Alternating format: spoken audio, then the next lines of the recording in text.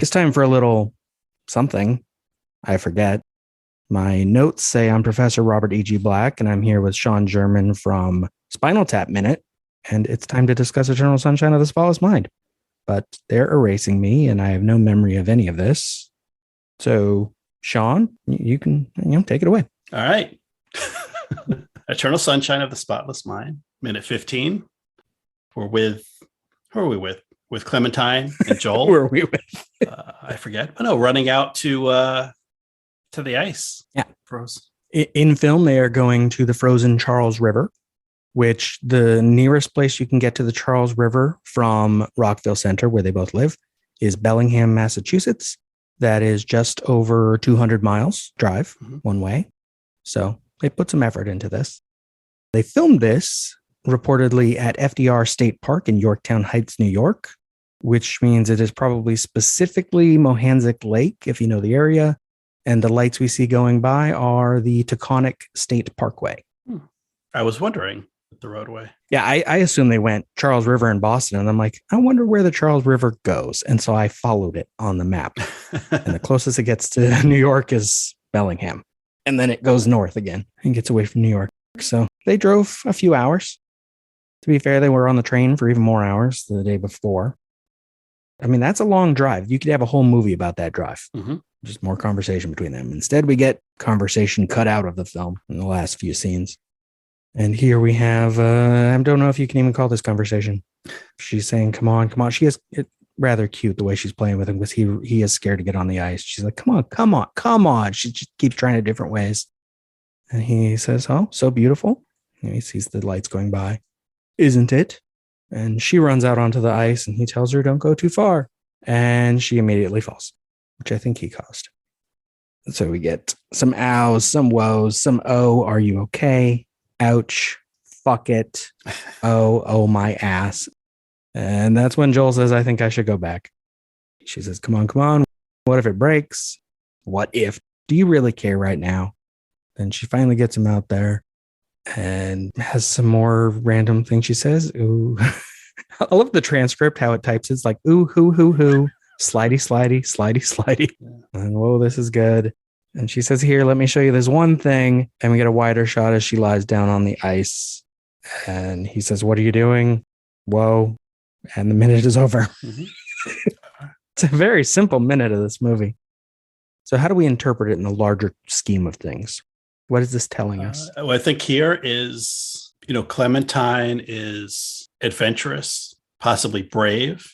Joel is pensive, apprehensive, worrisome. But he overcomes that for her, particularly when she falls. She says, ow. He shows genuine concern.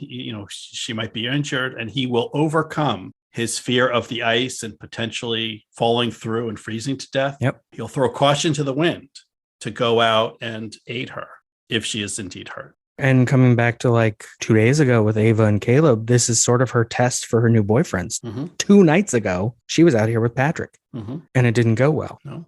We will see later that she's been here with Joel, at least 2 other times previously? Once when they were first together a few years ago, and one other time when we get a rather sweet scene of him being happy. Yeah. I could die right now, Clem. I'm just happy. I've never felt that before. I'm just exactly where I want to be. So themes kind of start percolating out of the ether. Start coalescing. It's thin ice. Of testing. It's froze. It's cold. So there's a certain fragility to a burgeoning relationship that I think is, it's a deliberate choice. Just like the poster for this is them lying on the ice next to a big crack, similar to the crack we saw in the glass in Ex Machina. And ice, going back to Groundhog Day just a few weeks ago, he stepped in some ice. It's all connected. Yeah, similar to, I guess it's a little bit different. The test of Phil, in front of the camera. With the groundhog, Rita there. Though it comes around because at the beginning, so Phil is comfortable in front of the camera. Right. I think more comfortable than Joel is walking out onto frozen ice. Oh, definitely. More comfortable than Caleb is questioning Ava. I don't get the impression that Joel is comfortable anywhere. No. Because, I mean, he keeps a journal and draws. He has trouble making eye contact. To be fair, he did have his brain messed with 2 nights ago as this happens. Yeah. So maybe he doesn't need his memory wiped. He just needs less sleep. So he's more, he knows how to be a person. He's got that latent ability. Right. He just needs to not be so self-conscious and not think about it as much. Yeah. So less sleep. So if he had less sleep, and he could just kind of go on autopilot and not think so much. Because that's what happens when he's focused on Clementine, whether it's when she falls and he thinks she might be hurt, or just, whether it's the draw to be near her, or, he wants to avoid disappointing her or being embarrassed in front of her, that he pretends to be brave enough to go out. But he reaches a point where he stops thinking and he just does. And then when he does that, things are not as bad as when he's thinking instead of doing. Yeah. Well, that's the difference between him and Clementine. She is, talked about this on the show before. She is the ADHD girl who is just ready to jump out there and do something crazy. Mm-hmm. He is the shut down autistic guy who overthinks it. He's worried about the ice when clearly she walked out there onto the ice and it didn't break. Mm-hmm. Even when she falls down, it doesn't break. Yeah. She fell. That's dangerous. But you just got to be careful. Right. She's not careful enough. She needs him. Yes. I mean, it's they got to meet in the middle. It's more weight for the two people, but true. If it holds one person, you're probably okay. Right. And if you start to hear cracking, just stay away from each other for a little bit, which might not make it very romantic. Or lay down. You spread the weight out of a larger surface area. Lay down and don't keep your limbs next to your body. Kind of spread them out. Mm-hmm. You want to do like a snow angel. Like Clementine does. Does she put her? Oh, yeah, she does when she first lays down, doesn't she? Does. Yeah. Just a little spread eagle. Because you want to spread out on the ice. Yeah. She knows what she's doing. I think these two are good for each other. I think they could be. They can kind of meet in the middle. I think their problem is what we see of them together later in their previous relationship is that they never really made much effort to get better. They need a time loop is what they need. Mm-hmm. I mean, they almost have one, but they need to go through this a few times because they get along well early in their relationship. The problem is he's going to overthink things and become, they narrow it down at the end in their dialogue. I'm not a concept, Joel. I'm just a fucked up girl who's looking for my own peace of mind. I'm not perfect. I can't see anything that I don't like about you. But you will. Right now I can't. But you will. You will think of things. And I'll get bored with you and feel trapped because that's what happens with me. Okay.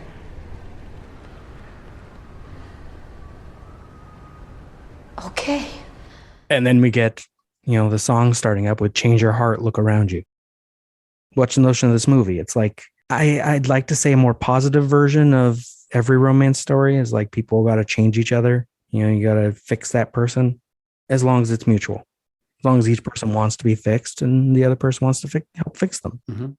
Not fix them, help them fix themselves. Yes. Like Phil getting better. He's not trying to be Rita's perfect guy. Yeah. That's just an easy shorthand for being a better person. Read more, learn how to play an instrument. Exactly. Take up bowling, except that's not in the movie. Or pool. Mm-hmm.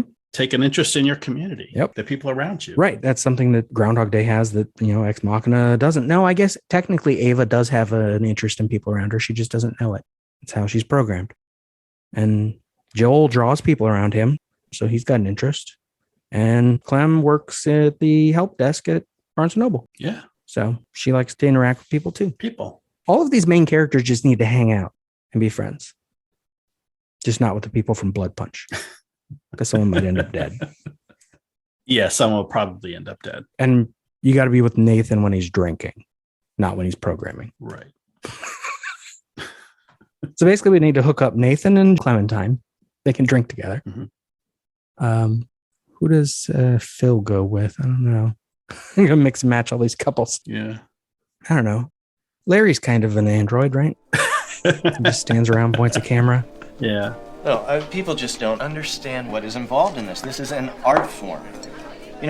I think that most people just think that I hold the camera and point it at stuff. But there is a heck of a lot more to it than just that. Invites women back to his van. Larry and Ava. Where would you go if you did go outside? I'm not sure. There are so many options. Maybe a busy pedestrian and traffic intersection in a city. A traffic intersection? Is that a bad idea? No, it wasn't what I was expecting. A traffic intersection would provide a concentrated but shifting view of human life. Hey, would you be at all interested in seeing the inside of the van? Or Larry and Mary later in this one. You know, she likes Mark Ruffalo's character. He drives a van, so she might be interested. This one was too easy this minute. So what else you got? You're from that area. Have you been to the Charles River? I've seen it. Oh, okay. I haven't walked out on it when it's frozen. Other than going to the Poconos once, I haven't even really been to eastern Pennsylvania and anything farther north or east. Been to Maryland a couple times, but didn't even go to Baltimore except for the airport. Boring. Yeah. I do see people ice fishing when it gets cold enough. Nice. So it does get frozen. Yeah. So it does get cold enough some winters, although not as much. We'll see if that's a long-term trend. True. I haven't been in New England for long enough to say firsthand knowledge, but yeah, most winters it does get cold enough that you'll see people out there skate, some skating, hiking, hockey, and the occasional ice fishing. And looking at the map of the river as I did, there were some parts of the Charles River that are fairly small, so they'd probably be even more likely to freeze, I would think, because they're not as deep or as wide. Yeah, where it gets narrow. But it does go into Boston, right in the middle of the city. Yeah, between Cambridge and Boston, where there's several schools. You'll see in the warmer months, you'll see rowing teams, Skull and so forth out on the river. So anything else on these three movies? I'm sure I'll find you again in sometime in the next couple of years. Probably. Kind of the parallels, the similarities emerge. I wasn't quite sure what to make of this project when you first announced it, doing these three films together. But maybe you know what you're doing after all. No, of course you do. I like to think so. Yeah. But yes. Yeah. So I see patterns emerging. I see similarities. Yeah, it doesn't always match up perfectly. Conversation and then going out on ice isn't necessarily the same thing. But literally last week, Ava and Caleb were talking about breaking the ice. And here we have ice. Coincidence? Yeah. Totally. Yeah. But I think those, those minutes or weeks where they don't line up, I think it's just because sometimes the characters are in different places in their own personal loops. Yep. But, they come around. They'll get it together. That's why they call it a loop. Plus, then Groundhog Day is a slightly different length than the other two movies. And so it's going to occasionally be out of sync. Movie structure means all of these movies are still setting things up 15 minutes in. We're still early. I mean, it's minute 15. We're in like the middle of Act 1. Yeah. Buckle up. We got a ways to go. Get comfortable. So if people want to hear you get comfortable with other things, where can they do so? Well, I talked about the movie This is Spinal Tap, 1 minute at a time. You can find that at spinaltapminute.com. Also talked about Groundhog Day at groundhogminute.com. And my current show is the Next Scene podcast, taking on pop culture, one scene at a time. We do holiday specials. This past year, we talked about Home Alone 2 for our Christmas film. And you can find all that at nextscenepod.com and Next Scene Pod on the social media. So Next Scene Pod on Twitter and Instagram. Oh, we got a Facebook group, the Jelly of the Month Club, too. Yeah. So check that out. Yeah, you actually came up last week because Molly Balin was the guest and you and she both had Heidi Bennett as co-hosts. Yeah. On different shows. Everything's connected. Well, especially Movies by Minutes. There might be over 200 shows now, but we're still all very intermeshed. There's 200 shows and like five hosts. Yeah. I'm hosting 3 of them right now. So do the math. There you go. It's all good. But anyway, as long as you're still here, I don't need to belittle the format. The format is king or queen. What's a non-gendered royalty title? I don't know. Regent? Okay, the format is Regent. Oh. So thank you for listening. The medium is the message. Yes. How about that? Well, yeah. I mean, why do we break down movies like this? Because depending on what episode of these shows you've listened to, it's because we're colonizing films to turn into the things we have ownership over, or we're making them manageable because sometimes the larger story is unwieldy until you're able to focus. However positive or negative you want to be there. But thank you for listening to this one. And this week, Eternal Sunshine of the Spotless Minute is just one part of an existential trilogy of podcasts. Tune in every Tuesday for Minutia Ex Machina. every Wednesday for the Groundhog Day Project Minute by Minute, and every Thursday for more Eternal Sunshine. And you can follow all 3 shows in a single feed under the title An Existential Trilogy. Follow this show on Twitter, Instagram, or Facebook. Just look up Spotless Minute, you'll find it. This has been a production of Lemming Drop Studio. You can find links to its social media and other shows at lemmingdrops.com or join the Facebook group Lemming Drop Studio Tour. And you can support all my shows at patreon.com/lemmingdrops.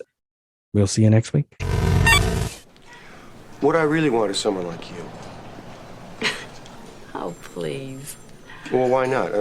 What are you looking for? Who is your perfect guy? You know what? Don't even answer that. Let's say it's black chicks.